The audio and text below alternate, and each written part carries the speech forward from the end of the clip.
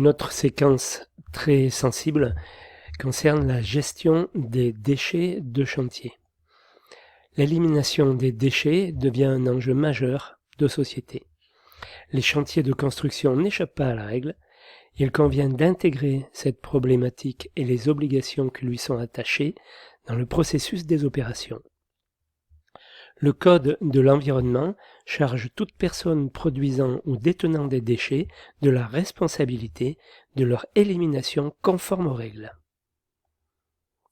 Sont ainsi concrètement visés pour un chantier de BTP les maîtres d'ouvrage, les entreprises, les transporteurs et les exploitants des centres d'élimination.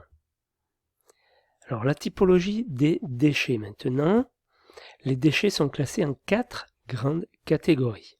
Il y a les déchets dangereux, DD. Ils répondent à des critères de propriété de danger définis par la réglementation. Par exemple, bois traité, produits à base de goudron, amiante friable, produits chimiques, sol pollué par exemple. Il y a des déchets inertes, DI. Ce sont des produits qui ne sont ni toxiques ni évolutifs en cas de stockage, par exemple pierre naturelle, béton, terre cuite, céramique, verre, etc. Il y a les déchets non dangereux, DND.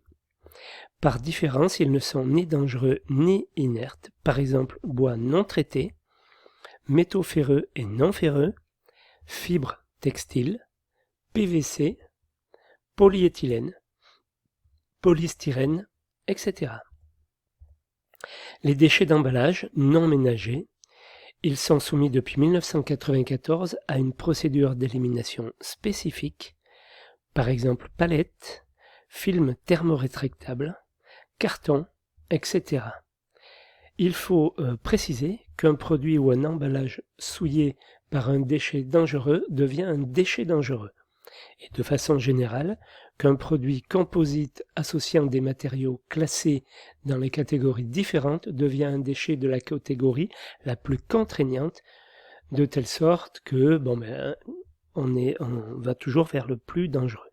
Un déchet inerte plus un déchet dangereux devient un déchet dangereux, par exemple. Alors, les filières d'élimination, comme pour tout autre déchet, il existe 2 grandes voies pour l'élimination des résidus des chantiers de construction, de réhabilitation ou de déconstruction. La valorisation, elle peut se décliner en diverses solutions telles que le réemploi, rarement accepté aujourd'hui pour des problèmes d'image, de vétusté et surtout de garantie sur les produits, le recyclage, la valorisation énergétique, incinération avec récupération d'énergie pour chauffage urbain, industrie cimentière par exemple.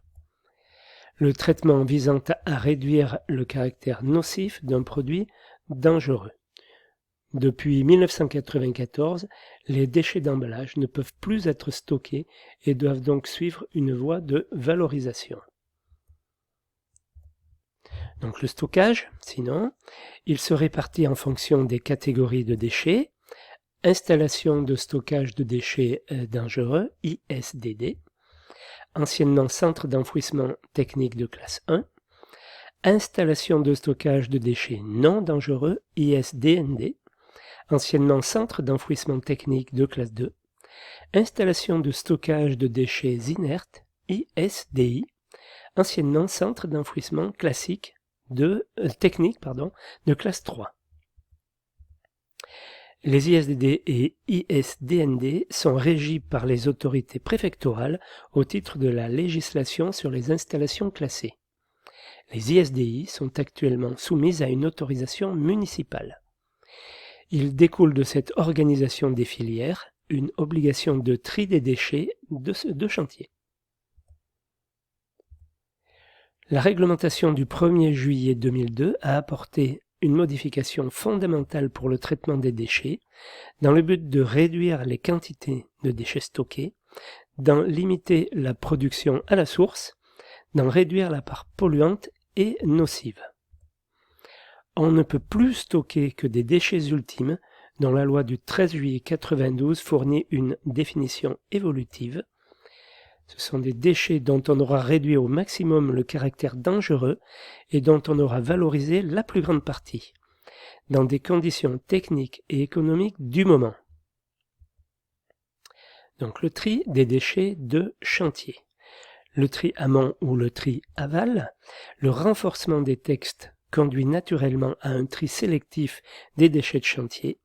Il faut s'interroger sur la possibilité de pratiquer ce tri en amont, c'est-à-dire sur chantier, ou en aval, dans des centres de tri ou de regroupement qui se mettent en place progressivement en France.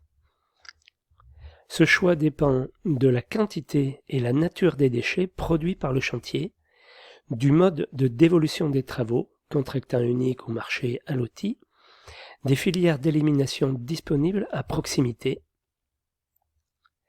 Le maître d'œuvre doit envisager cette question et recenser les solutions disponibles, estimer les coûts d'élimination, intégrer dans sa prescription les contraintes afférentes et les solutions que devront mettre en œuvre les entreprises sur le chantier. Au niveau de l'affectation budgétaire, le tri, l'enlèvement et le transport des déchets de chantier doit constituer un poste identifié dans le marché de chaque entrepreneur et ne peut plus être affecté au compte prorata. Très importante.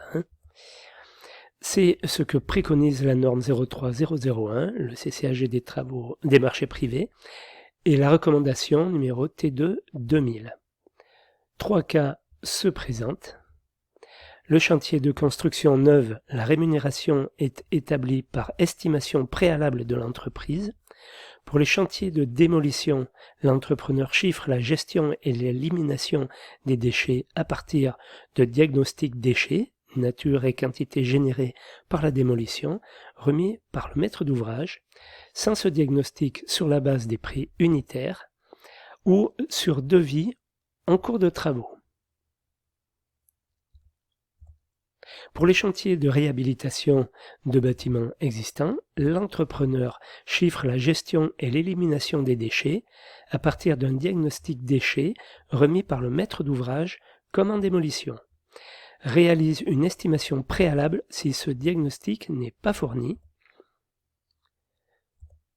Alors, au niveau spécifiquement de la démolition et de la déconstruction, les démolitions de bâtiments ainsi que leur réhabilitation comportent la destruction d'une partie majoritaire de la structure et donc ils font l'objet d'un diagnostic préalable confié par le maître d'ouvrage à un professionnel de la construction indépendant et assuré. Le diagnostic concerne les bâtiments d'une surface de plancher supérieure à 1000 m², et ceux dont la surface inférieure ayant eu une activité agricole, industrielle ou commerciale utilisant des substances dangereuses. Ce diagnostic détaille en fonction de leur nature les quantités de déchets générés par la démolition. Il identifie en outre les possibilités de réemploi sur site ainsi que les filières d'élimination disponibles. À l'issue de la déconstruction, le maître d'ouvrage adresse à l'ADEME un formulaire de récolement indiquant ce qu'il est réellement advenu de ces déchets. Donc vers une économie circulaire, face à la raréfaction des matières premières et des ressources à l'échelle planétaire, nationale ou locale, le schéma traditionnel de l'économie linéaire extraire, fabriquer, consommer et jeter a vécu. La gestion des déchets du bâtiment s'inscrit désormais dans les 3 R, réduire, réutiliser, recycler, du modèle de l'économie circulaire. À ce titre, une directive européenne fixe à 70% en poids la part des déchets inertes et déchets non dangereux à valoriser dans le secteur de la construction. Donc, très important cette histoire de gestion des déchets.